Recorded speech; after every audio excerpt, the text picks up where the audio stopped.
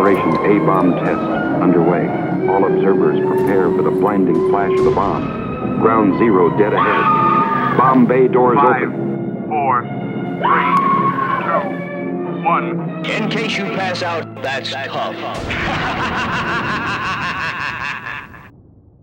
So far, we've looked at some classic films. Both The Day the Earth Stood Still and Them are solid films that still hold up to this day. But part of the fun of these 1950s sci-fi horror movies is that while there are classics, there are oh so many bad ones. This is 1954's Killers from Space. It's one of the bad ones. The movie starts with a serious tone, showing an atomic bomb testing, but then the title card appears and you remember exactly what sort of movie you're watching.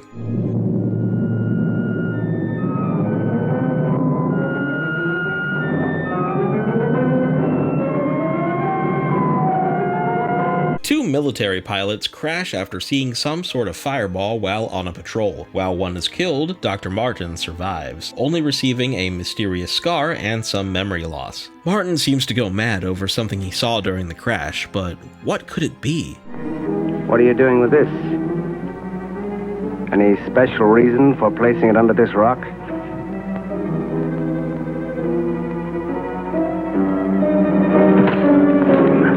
It takes a while to find out, as the movie is a slow burn but conveys notions of mystery and suspense. At first, it seems pretty decent, but then you see it. The eyes.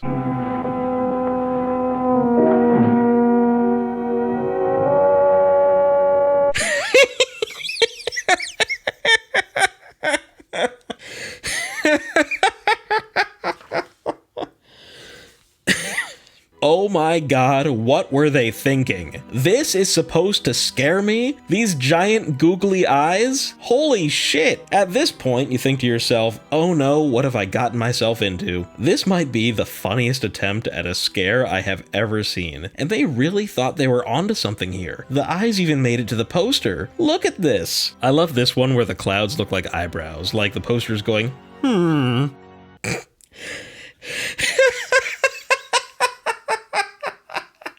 So, what happened to poor Dr. Martin anyway? Well, turns out it's an alien abduction and... oh my god. No. Why do they have them too? Wow. That's all I can say is, wow, this was the best thing they could come up with. They look so stupid. This has to be the worst creature design I've ever seen. Just look at them. Why? Okay. This is ridiculous. Anyway, if you can keep it together enough to pay attention after seeing these guys, you'll learn that they actually saved Dr. Martin, explaining the scar. They want Martin for his data collection. What are they after? Well, what else but atomic energy. We are accumulating the energy released with each of your atomic explosions. And Dr. Martin's the only man on Earth that can possibly help them. Their planet's sun is dying and they're looking for a new home. With Earth being the best option, they plan on taking it for themselves. Oh, and in case you were wondering, their eyes are big so that they can see in the dark on their home planet. Our eyes developed to this state to combat the ever-growing darkness.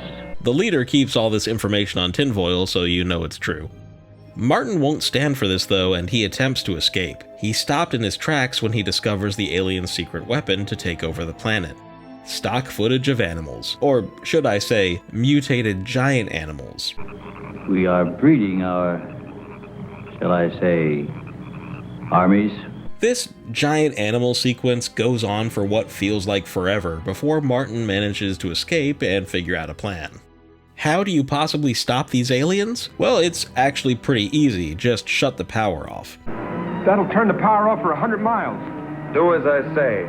Yeah. Shutting the power off will release the atomic energy, so Dr. Martin simply goes to the power station, flips the switch, and boom! The stock footage of an atomic bomb is activated and the aliens are killed. Seeing the stock footage through a window is a hilarious end to a terrible movie. These might be some of the lamest aliens I've ever seen. They get defeated by a light switch. What a ride. What was that? Killers from Space is a perfect example of the lesser films of the era. The alien design is, well, terrible, the movie is boring, the acting is bad, and for a movie called Killers from Space, they don't kill a single thing. With that being said, it's a time capsule to an interesting era of filmmaking and has the makings of a cult classic. There doesn't seem to be a high-quality release of the film currently available, and it could use a restoration from a company like Arrow Video or Scream Factory. Hopefully, one day this forgotten relic can get a little overdue love. The movie's not very long, only being a little over an hour, so if you're interested in some prime 50s B-movie schlock, maybe Killers from Space is for you. Keep an eye out for a release. So fucking stupid. You cannot find your way in or out of this cavern. Do not try to leave. Pleasant nightmares, friends.